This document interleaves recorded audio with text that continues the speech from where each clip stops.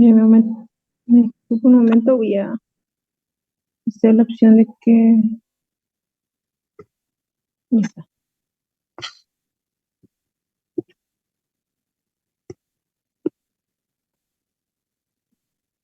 Ahora sí.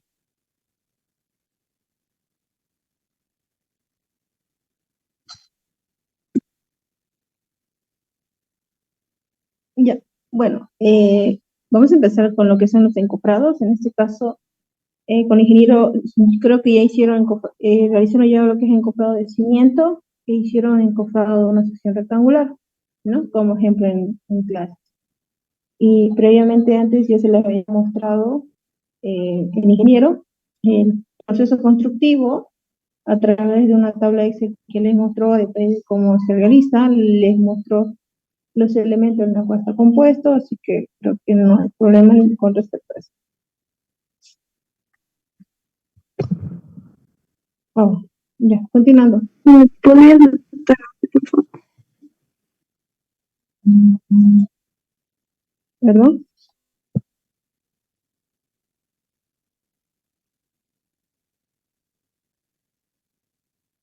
¿Me puede volver a repetir? No escuché muy bien.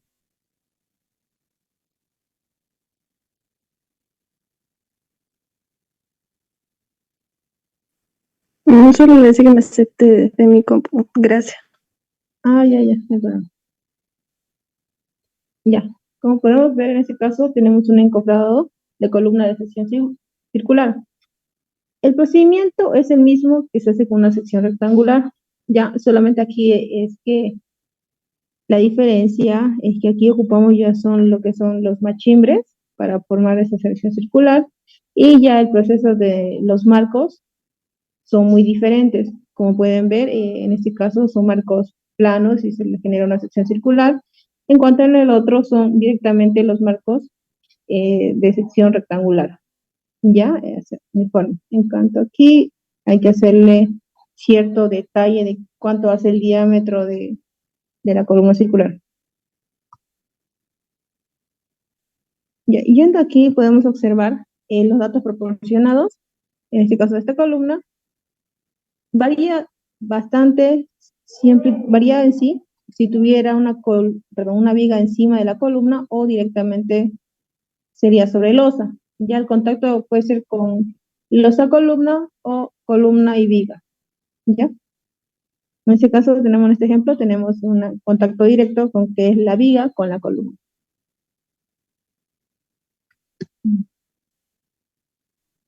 Ya, continuando.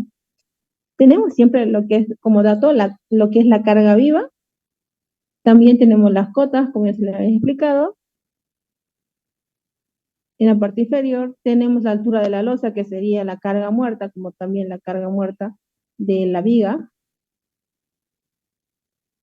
Y esa característica de aquí ya no nos interesa mucho, vámonos en lo que es la columna.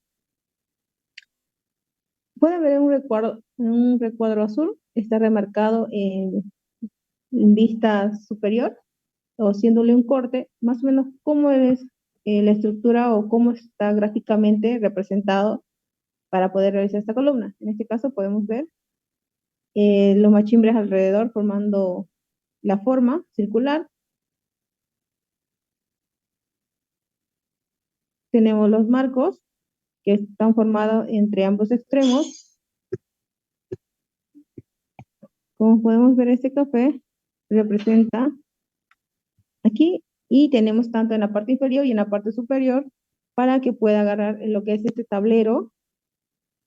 Esto es un tablero de 1 pulgada, ¿ya? Este es un tablero de 1 pulgada que entre ellas sostiene y da la forma, ¿ya? Como en este caso. Dando a entender un poco una axonométrica, podría ser bueno, es de esta manera. Este es el tablero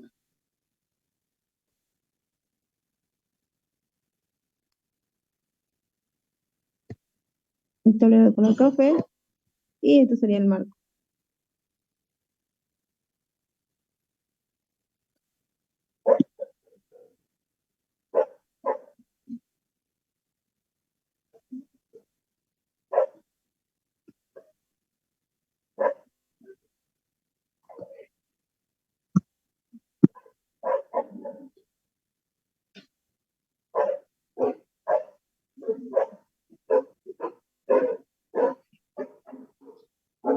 Más o menos así sería en ambos extremos.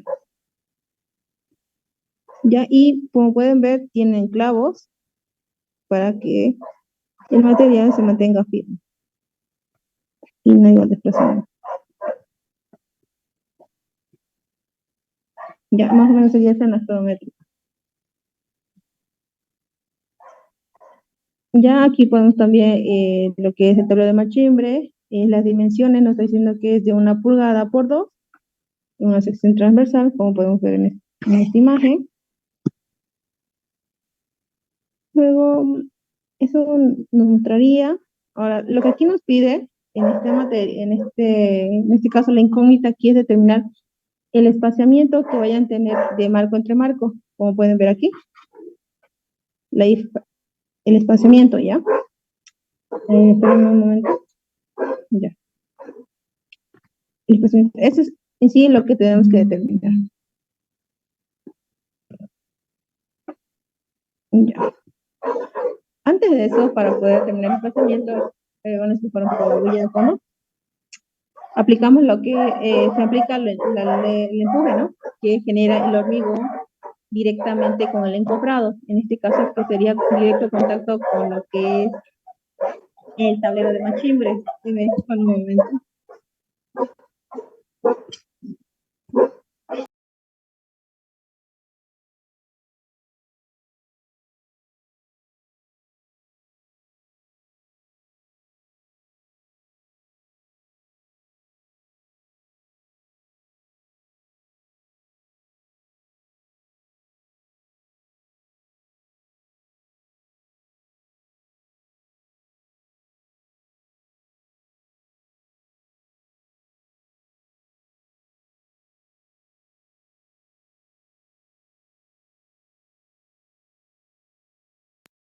Ya, bueno, eso pues.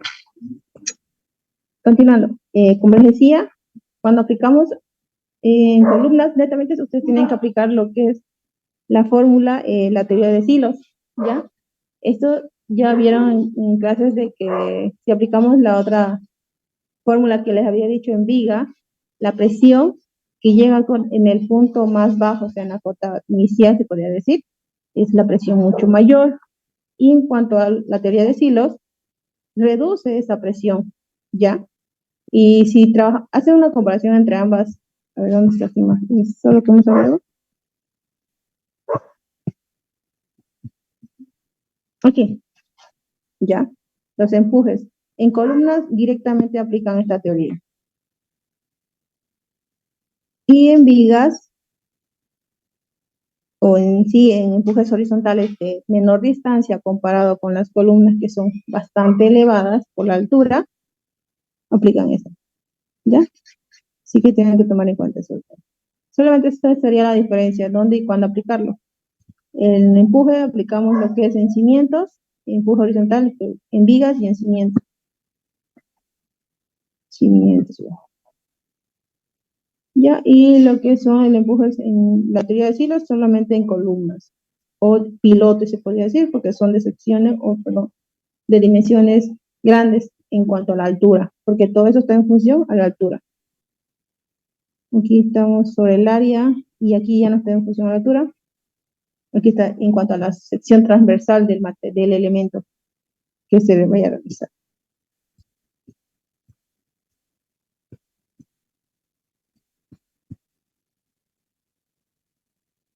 Ya, continuando.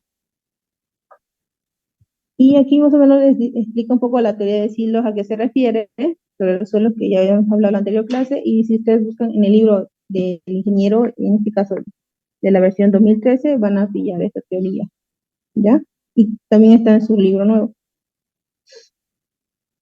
Ahora, tenemos que significa cada valor, el peso específico, todo está relacionado. Ahora, aquí también hacemos los controles, pero comúnmente en este tipo de estructura que se vaya a realizar, en caso de las columnas, comúnmente todo tiende a ser por flexión. Comúnmente el control donde llega a fallar, nos enfocamos directamente al control por deformación, ya que por corte, por aplastamiento y por lo que es por deformación y por flexión, comúnmente los valores tienden a ser mucho más altos como el control por deformación. Entonces hay que tener mucho cuidado en el control por deformación.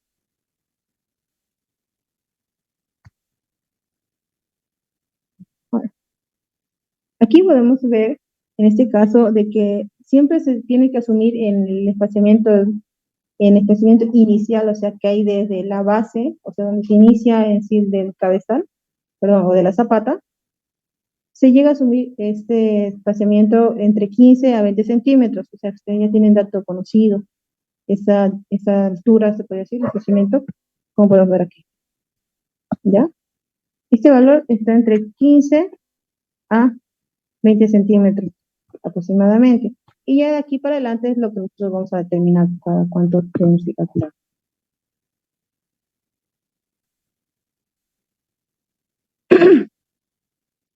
Yendo. Ahora, continuando,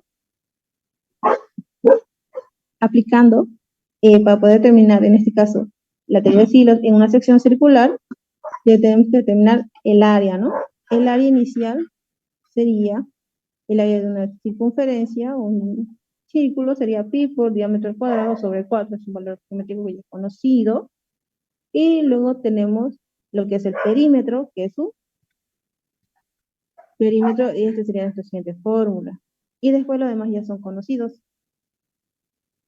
¿Ya? Aquí tenemos el hormigón, el ángulo, que hoy comúnmente se llega a trabajar con frecuencia.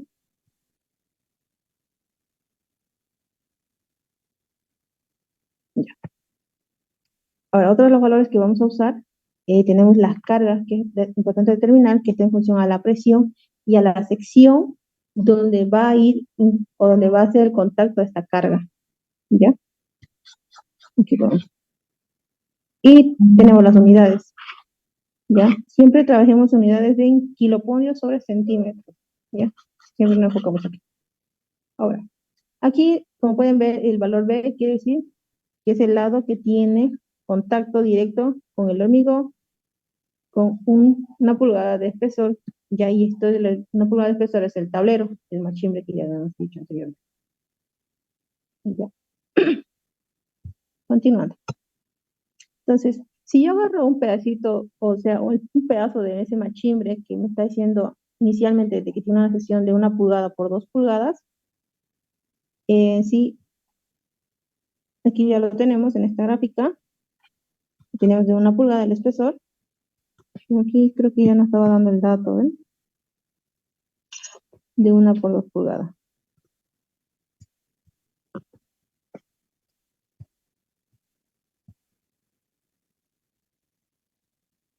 Ya. Entonces vamos a ir reemplazando los valores. Creo que aquí no lo hice el cálculo. Sí, no está el cálculo. Ya. Ahora, en cuanto a la teoría de empuje, también tenemos otra fórmula un poquito más simplificada que se llega a usar, que es este valor de 13.750 por ese, o sea, sobre la sección, sobre el área, sobre el perímetro. ¿Ya? Esto, 13.750 sale en función a hacer la división entre el peso específico del hormigón dividido entre el agente del ángulo, coeficiente de fricción. Ya, pues este valor.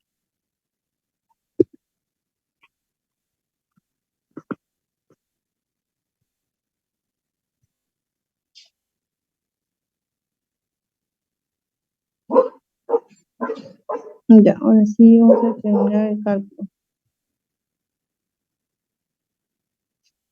Vamos a hacer el cálculo aquí. Ya. ¿Cuánto sería el área? A ver cuánto tenemos las dimensiones. El diámetro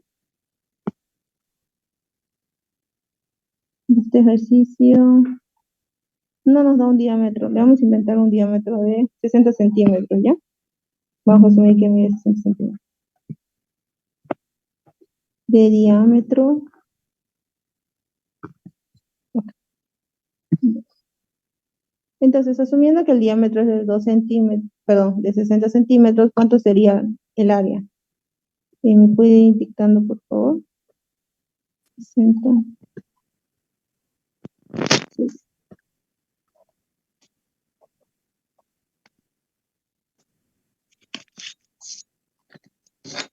¿Cuánto le sale?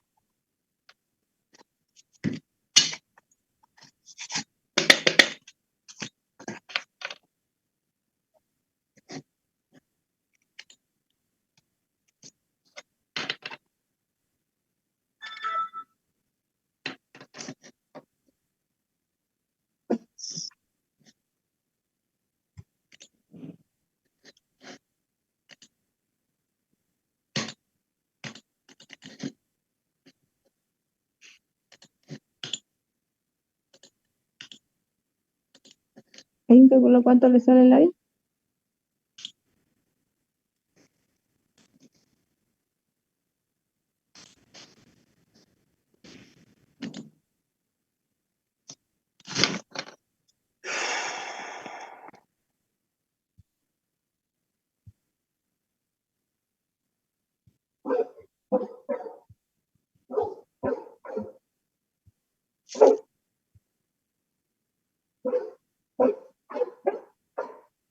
Eh, ¿Me corroboran si le sale el área de 0.28? 3 metros cuadrados. Sí. Ya, gracias. Y vamos con el perímetro.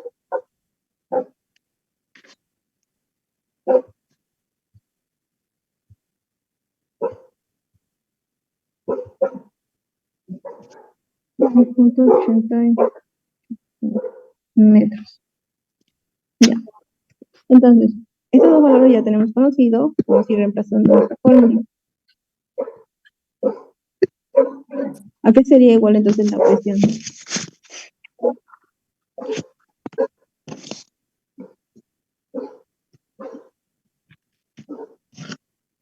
Sería presión.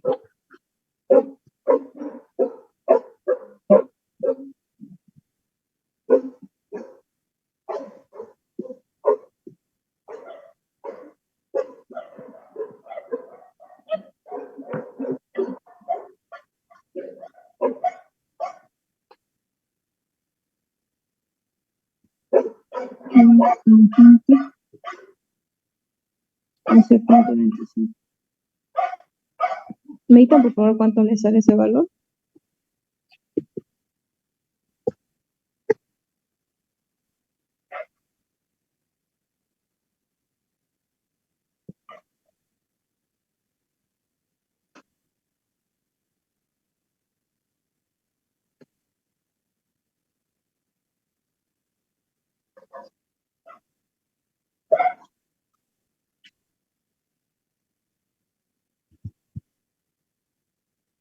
$1,660.5.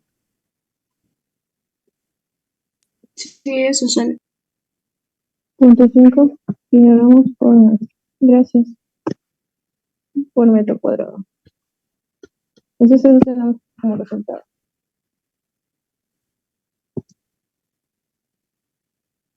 Ya, para poder determinar la carga que llegue a ser aplicada, en este caso, viendo en ese esquema, si yo estoy asumiendo, sí, el machimbre, esa longitud de machimbre tiene, esa pieza unitaria tiene una sección transversal de 1 pulgada por 2 pulgadas. Vamos a borrar esto.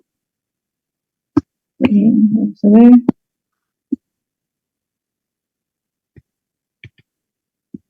Voy a tratar de borrar esto. Asumiendo que es de 2 pulgadas,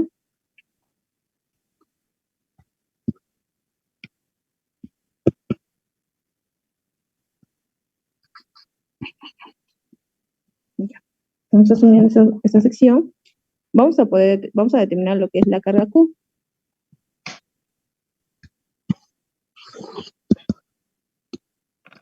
Aquí, la carga Q sería igual a 1.660.5 kilogramos por metro cuadrado por la sección, en este caso B, donde el ancho tiene contacto, vamos a ver con otro color, tiene un contacto en ese lado, se podría decir, sí, en ese lado, ¿ya? Entonces, por ese ancho, ¿no? Para poder hacer la carga distribuida uniforme. Entonces, ya si fueran 2 pulgadas, en centímetros, ¿cuánto sería? 2.5 por 2, 5 centímetros. Ahora, si estamos trabajando en metros, tenemos que trabajar con las unidades de metro. 0.05. ¿Cuánto saldría con? El ingeniero creo que lo sabe, directamente lo trabaja con 2.5, ¿no? No trabaja con 2.54, no me recuerdo.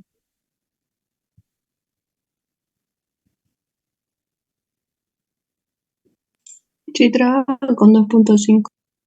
O sea, no hay ningún problema entonces. Entonces, ¿cuánto saldría con?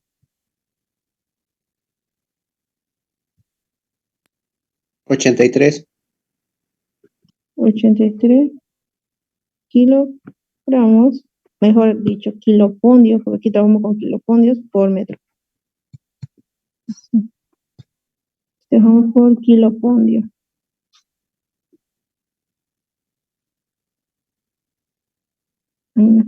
Kilopundios.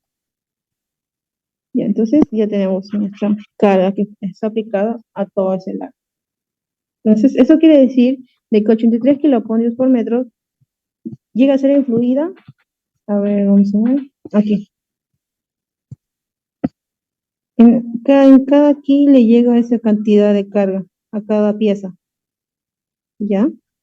Pues es que analizamos una para poder hacer. Ahora, el elemento que ven, vamos a borrar esos detalles. Ya. Este elemento que ven aquí, este color medio café, representa a este elemento que ven aquí de color café, ya, con esta sección. Es esta misma pieza. Ya, no van a confundirse que esta pieza es sección tipo paralelepípedo, sino que es la otra.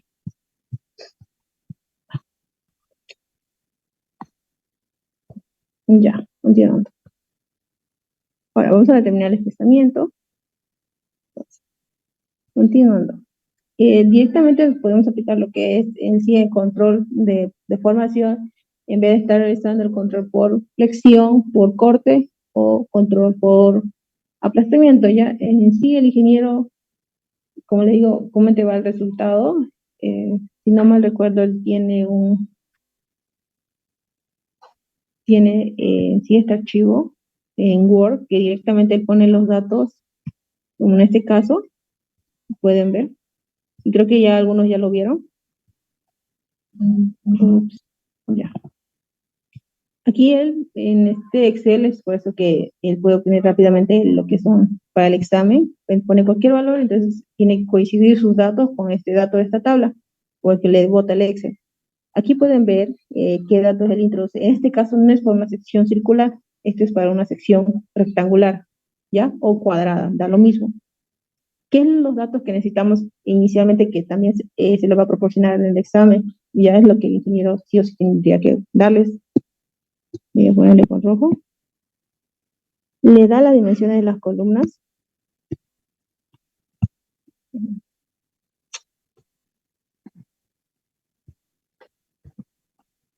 A ver, vamos a ver si me configuro la hoja.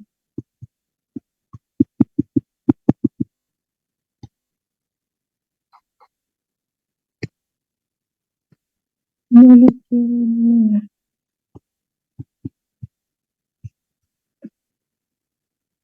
Pero bueno, disculpa un momento, se me colgó por eso. Ya está. Había borrado algo aquí arriba. Ya, voy a abrir una hoja en blanco y le voy a mostrar lo que el ingeniero usa. Y creo que ya algunos lo vieron. Sí. Se les proporciona lo que es de las columnas. En este caso, la altura, la longitud. La longitud es muy importante determinarla para poder decir cada las costillas o los marcos, cada qué distancia se van a encontrar.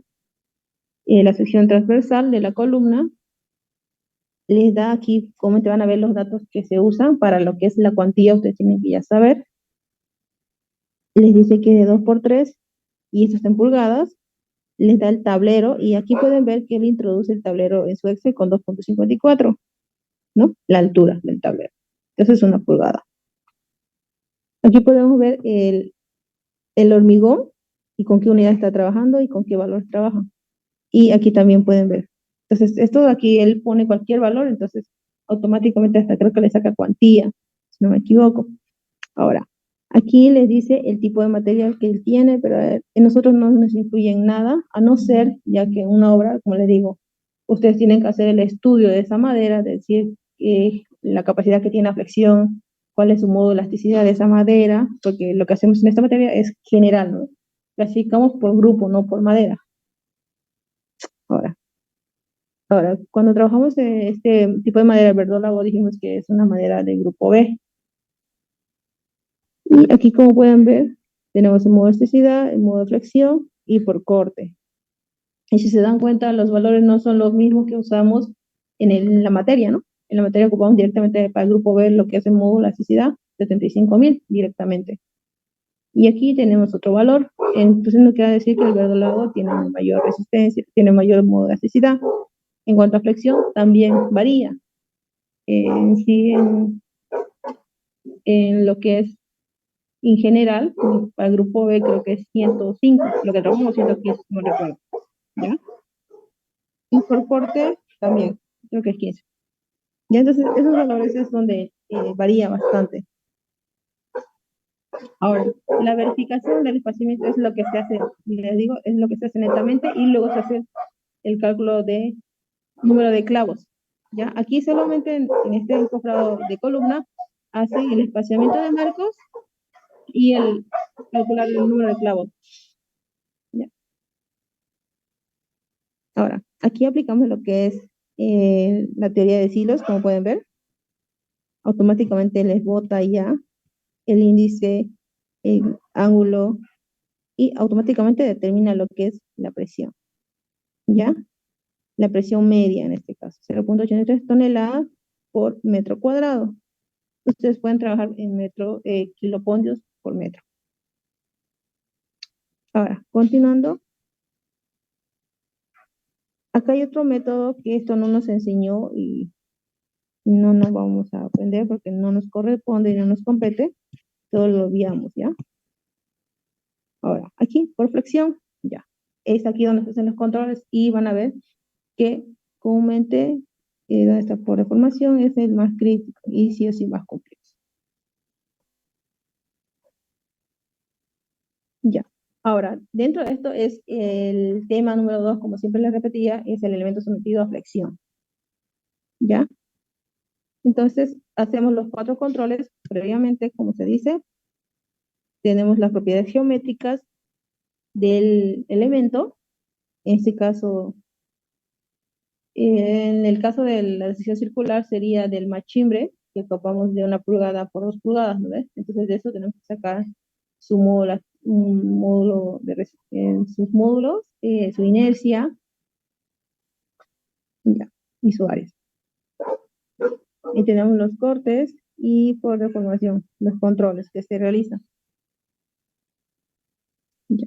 Y automáticamente, de otra manera, ir asumiendo los valores, pone ya un valor aproximadamente y va verificando que si cumple por esto, cumple. En cambio, nosotros hacemos al revés. Nosotros hacemos este procedimiento para poder determinar este valor. En cambio, aquí él puede poner un valor y automáticamente va a verificar en Excel si le está cumpliendo o no le cumple, ¿no? Más fácil. Eso sería con respecto a esta tabla que el ingeniero maneja para poder hacer sus cálculos más rápido. ¿Alguna duda que tuvieran ahí? Esto creo que pocos entraron a esa clase y esto es lo que se ve.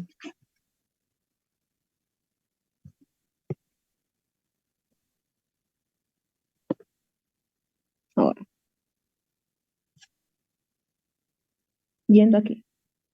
Entonces, tenemos nuestra carga, tenemos las secciones, la carga Q. Ahora, asumiendo de que estas costillas o estos marcos van a estar a lo largo de la viga, perdón, la columna, entonces damos a entender de que no va a ser una viga simplemente apoyada, ¿no? Si yo le doy, si de vertical lo pongo horizontal, voy a tener este tipo de esquema, y vamos a ver que va a contar con más apoyos, y los apoyos van a ser estos marcos, así. El apoyo es esto, ¿ya? Entonces, vamos a dar a entender, o vamos a asumir de que por lógica va a haber más de uno.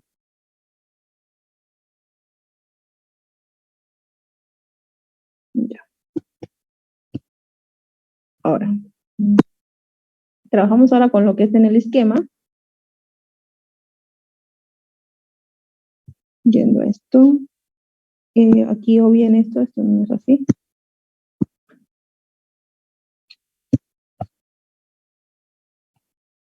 Ya, ahora. Entonces, reemplazando, hacemos directamente por deformación, vamos a ver cuánto nos sale. Ustedes pueden ir reemplazando y vamos a determinar que la L va a ser igual a E, nuestra incógnita, ¿ya? Entonces vamos a tener desplazamiento. ¿A qué igualo entonces la deformación? Cuando tenemos más de 3 apoyos, directamente igualamos a la deformación admisible, contra por deformación, a L sobre 350, según norma brasileña. Entonces vamos a hacer esa igualación. Voy a hacerlo aquí abajo. Entonces dijimos que era L va a ser igual al espaciamiento sobre 350 por, bueno, igual. Entonces tenemos 3.84. Pueden ir reemplazando.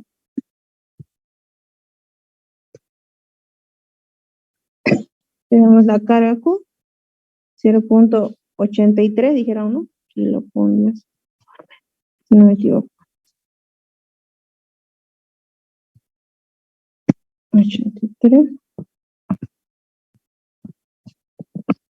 por metro, el incógnita S al cubo. Ahora, el grupo de madera dijimos que era grupo B. ¿Cuánto es? 75.000. Por la inercia. En este caso, ¿cuánto sería la inercia de este elemento? De este pieza. ¿Me puede dictar? ¿Cuánto sería?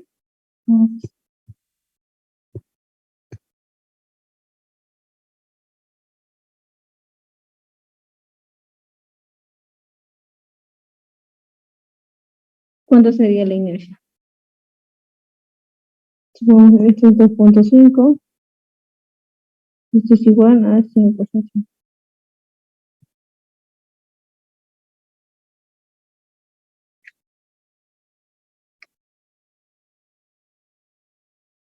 Trabajando en centímetros, vamos a trabajar todo en metros. Sería la base, que es de 5 centímetros.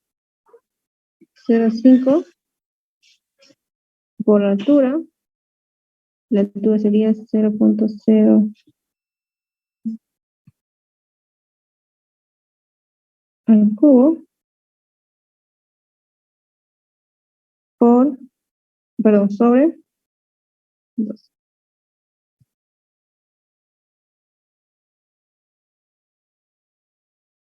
¿Cuánto nos saldría ahí?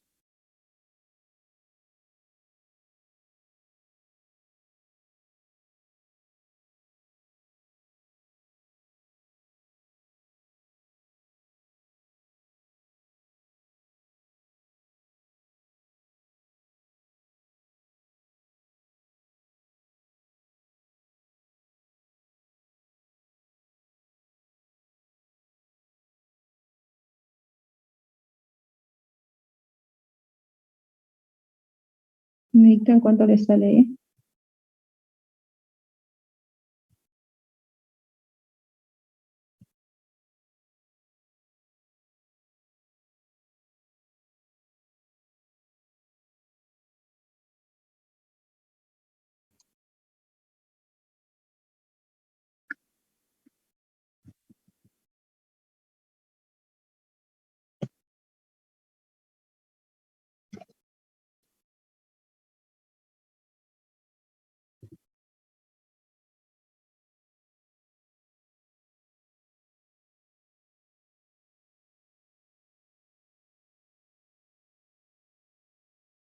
Ya.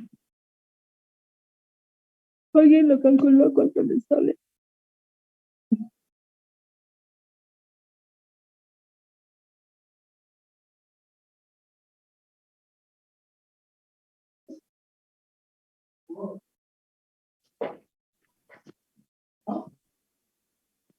$1,169.77. 1169 77. ¿Estás seguro que está bien este valor? Porque eso estamos hablando sobre los espaciamientos y Es el comente resultado total de E máximo. y máximo.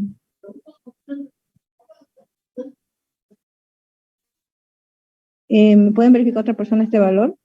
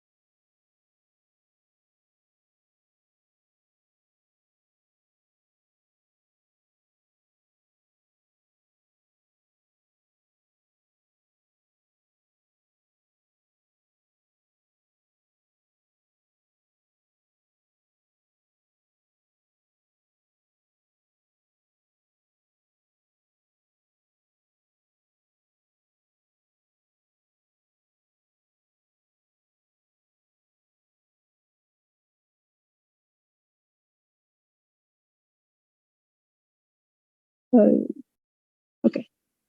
Ahora, para poder determinar de esta manera, determinamos las reacciones de apoyo debido a las cargas que ya tenemos. Aquí. Aquí vamos a determinar cómo determinamos las reacciones. ¿Ya? Y esto está en función al semiperímetro de la longitud de la columna, como pueden ver.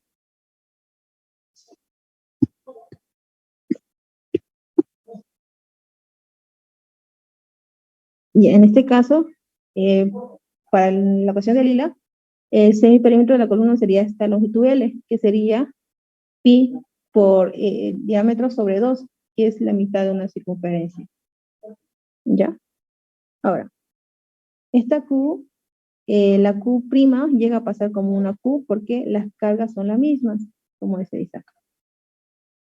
Tanto en este extremo como en este otro sentido. ¿Ya? Ahora, ¿qué pasaría en este caso si no fuera una columna de sección circular? ¿Qué pasa si fuera una columna de forma ovalada, ¿no? Podría darse la ocasión, pero aunque no es muy común, entonces las reacciones de las cargas van a ser diferentes en ambos sentidos. Ya, y quizás en la longitud donde el diámetro sea menor, la carga Q va a ser menor. En cuanto a la longitud mayor, la Q va a ser mayor. Ya eso varía. Pero ese caso no se da en esta materia.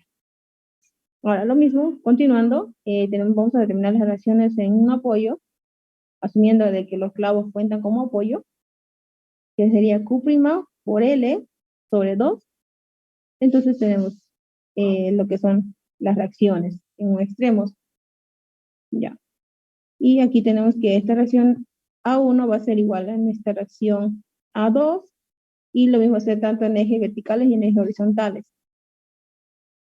Ahora, nos venimos por este extremo para poder ver. A ver si para un lado, o sea, para un extremo de este de aquí, vamos a poder decir de que tenemos la reacción vertical de RA1 y la reacción horizontal de RA2. Entonces tenemos dos reacciones, vamos a determinar lo que es la resultante, ¿ya? A través de Pitágoras. Ahora, para poder determinar la capacidad de un clavo, es un dato conocido, ustedes pueden hacer por una tabla, que creo que ya se les presentó. Lo que vimos en los primeros, lo que vieron en el primer parcial, ¿no? Hay unas tablas en las cuales muestra la capacidad de cada clavo, y esto también va dependiendo de qué clavo vayan a usar ustedes. Y en este caso, para mi ocasión, en este ejercicio, tenemos de que la capacidad de un clavo va a ser 30 kilopondios por cada clavo. Entonces, ¿cuánto? En este caso, si yo saco haciendo manualmente, o sea, haciendo los cálculos, supongamos que me da vamos a ver, vamos a poner valores.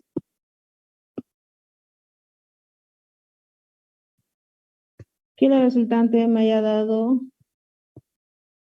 unos 200, 120, vamos a poner 120 kilopondios que requiere ya la resultante total. Ahora, si yo estoy asumiendo o viendo por tabla de que me dice que la capacidad de un clavo es de 30, entonces ¿cuánto número de clavos voy a necesitar para poder cumplir esta capacidad o esta resultante total que llega o se llega a aplicar en este borde, en este extremo?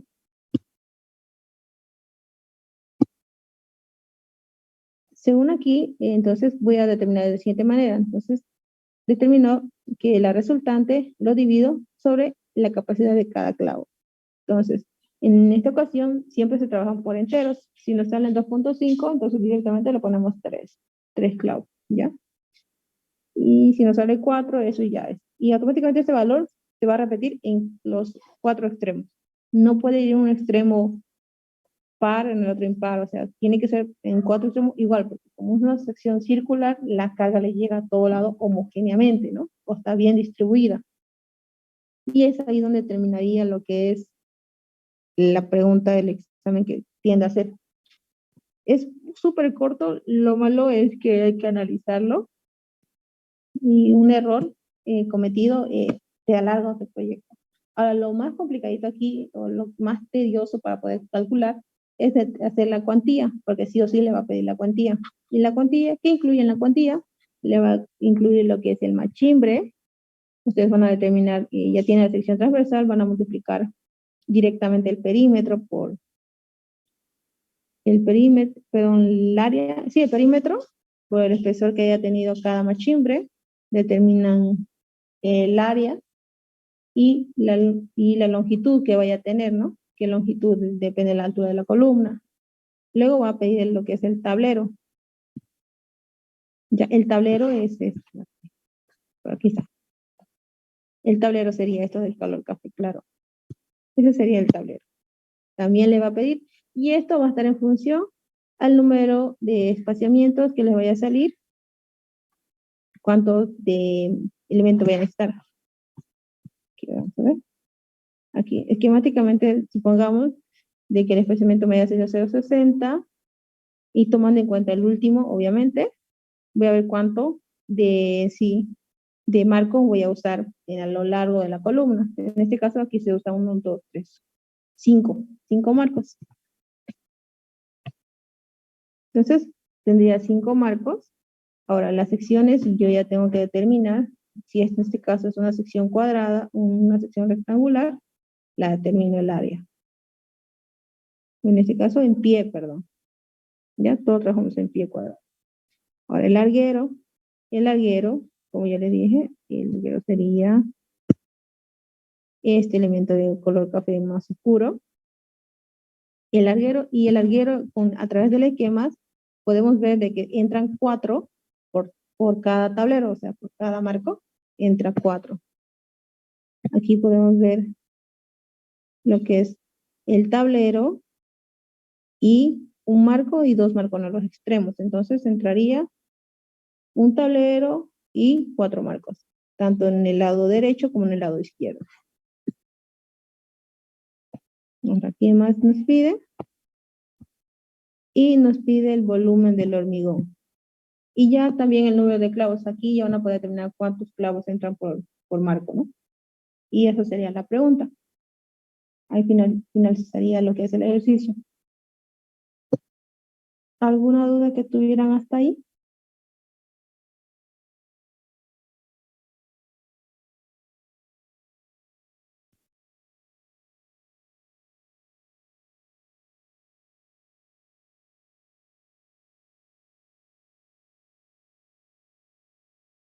Jóvenes. ¿Cuál dijo que era el valor de L para reemplazar ahí? ¿En cuál, perdón? En la de RA1.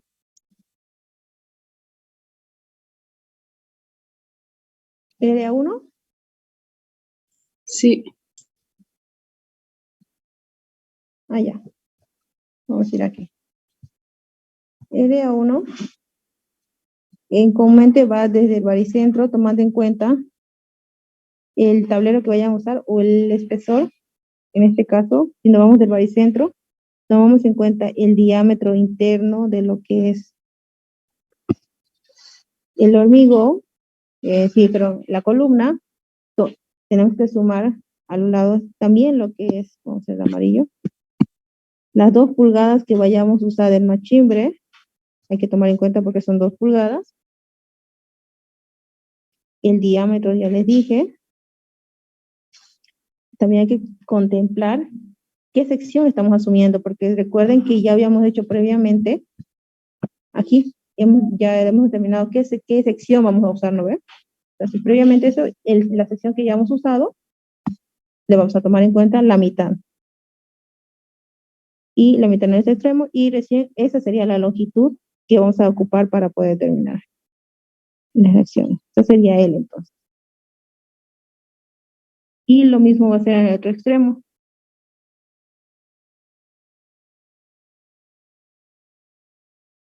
¿Hasta ahí alguna duda?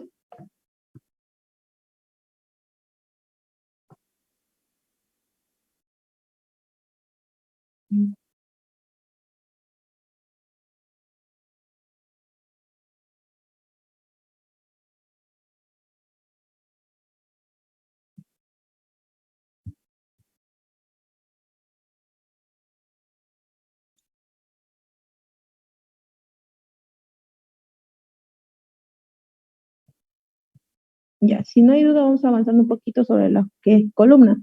Ya, bueno, aquí pueden ver también el encofrado, en este caso una sección cuadrada. Ya es mucho más sencillo y es el mismo procedimiento. Ahí pueden ver lo que el ingeniero usa como valores, es decir, los tableros, sí o sí es una pulgada, traten de memorizarse eso. También, a ver, ¿qué más le pide? Aquí los marcos son de madera. Los refuerzos, no les pide eso. Ya. Vamos a ir un poco avanzando sobre lo que es losa. ¿Ya? Antes de entrar a lo que es el losas, recuerden que habíamos dicho de que para poder terminar los encofrados para losa varían de acuerdo si es losa maciza o losa aligerada. O sea, tenemos dos tipos de losas que clasificamos, ¿no? En losas. Ahora, ¿cómo saber cuál es losa llena y cuándo es losa aligerada? Recuerden que losa llena es, como la palabra dice, llena de hormigón, o sea, hormigón armado, ¿no? Ahora, losa aligerada, hay bastantes tipos de losa aligeradas. A continuación les voy a mostrar un esquema gráfico.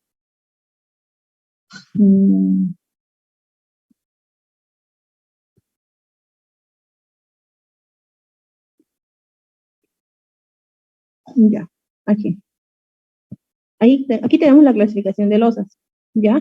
La clasificamos en este caso por losas de forma de que están construidas, y con construidas nos referimos a dos. Losas llenas o macizas, como la conocemos, son aquellas en las que el material resistente es hormigón armado que ocupa en todo su espesor.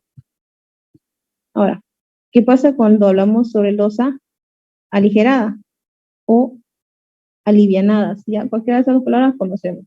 Entonces, aquí nos dice que son aquellas que en las cuales la espesor de la losa, aparte del material estructural resistente que es el hormigón armado, hay otros materiales de muy poco peso que tiene la función de hacer más liviana, manteniendo el espesor y la calidad resistente. Entre los materiales aligerantes podemos tener el aire mismo, como pueden ver cuando hablamos de losas acetonadas. También podemos tener lo de plastoformo, cuando son íntegramente con plastofor, que antiguamente se usaba bastante. Hoy en día más que todo nos vamos por losas aligeradas acetonadas, que generan un hueco en el espacio, bueno, en el centro, tipo waffles. También tenemos de blocos cerámicos que comúnmente se usan en viviendas pequeñas. Y otra de las tecnologías que más adelante,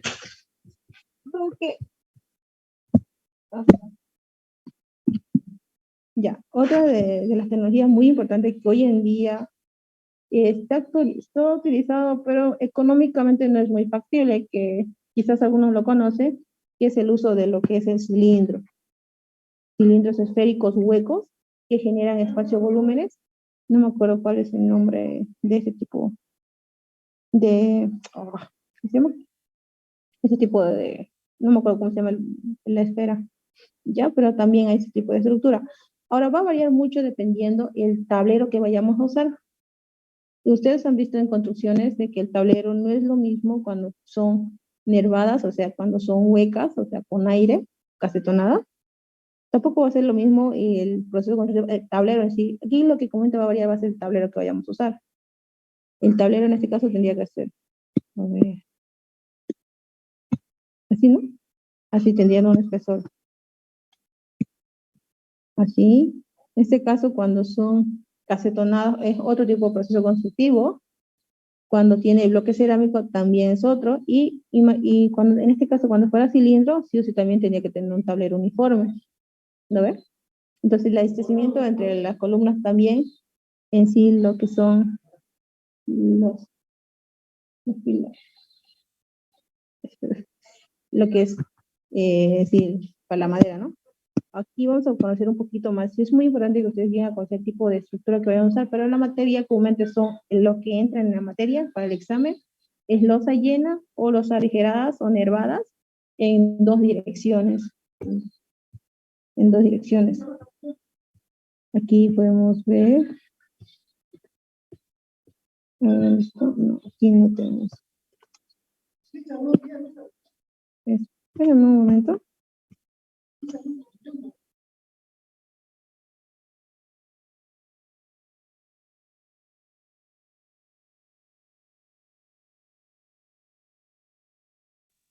Ay, qué pasa. A ver, ¿dónde está? Prácticas. Ya. Ya, aquí más o menos vamos a ver un poquito, no vamos a ver un poquito la materia, pero es muy importante que se conozca. Proceso, a esto me refería a las losas Buble Deck, ¿ya? Este es un proceso constructivo también. Y podemos ver un poquito en las partes laterales los tipo de, sí, la madera que usamos. No se puede apreciar mucho en esta imagen, pero aquí podemos ver el uso de madera para poder determinar el límite, ¿no? Y obviamente como base, como pueden ver, en la parte inferior tiene una base de hormigón. Obviamente ya tenemos para un tablero, ¿no? Por debajo. Y a ver el sistema constructivo que vamos a realizar. Ahora, en otras ocasiones también tenemos lo que son las losas casetonadas que comenté todos conocemos, y enervadas, como decimos, en una o dos direcciones. Aquí podemos ver. Aquí no nos muestra mucho, no nos muestran encofrado, pero bueno. Y aquí podemos ver otro tipo de losas. Las losas Oledex, las losas con placas alveolar, que como ocupamos en puente. Y otro tipo de losas, aquí podemos ver las losas de sistema de placa fácil. Aquí no usamos, aquí podemos ver un poquito y llegamos a usar un poco de madera en la parte inferior, ¿no? No se muestra mucho.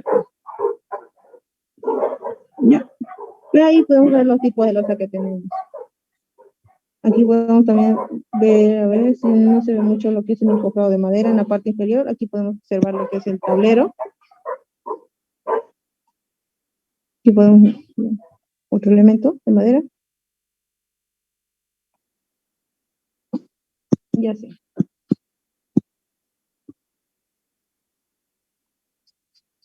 Y eso sería un poco demostrándoles. Ujú.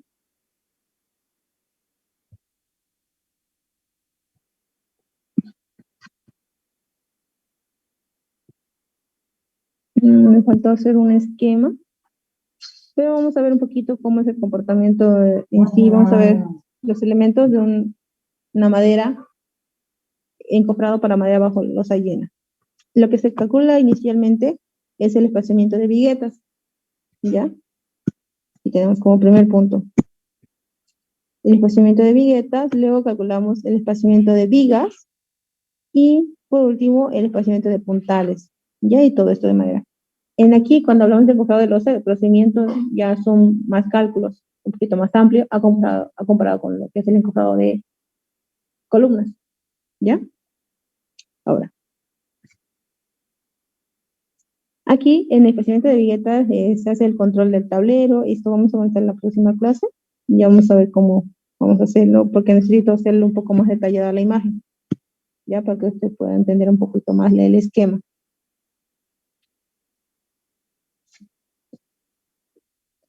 Y eso sería. ¿Alguna duda que tuvieran ahí?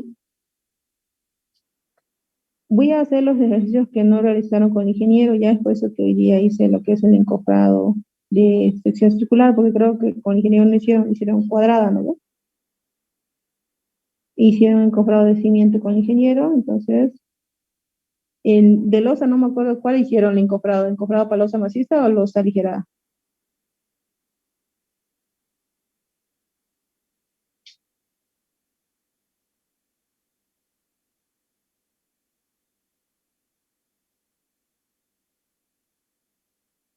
¿Para qué encofrado hicieron? ¿Losa aligerada o maciza?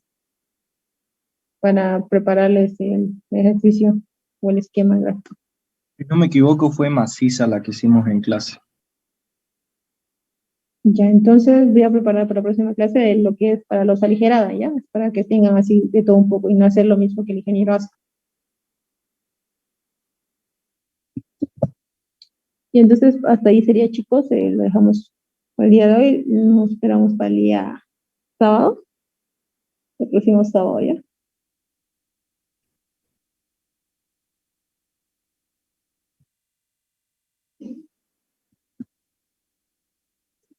Hasta luego, que tenga un buen inicio de semana el día de mañana. Hasta luego, Claro.